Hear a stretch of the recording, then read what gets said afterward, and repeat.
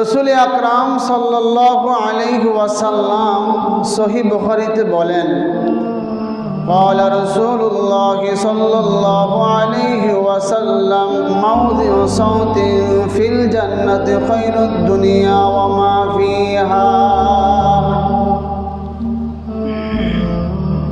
লাঠি পরিমাণ জান্নাতের মধ্যে লাঠি পরিমাণ জায়গা দুনিয়ার মধ্যে যা আছে এর চাইতে উত্তম। সুবহানাল্লাহ।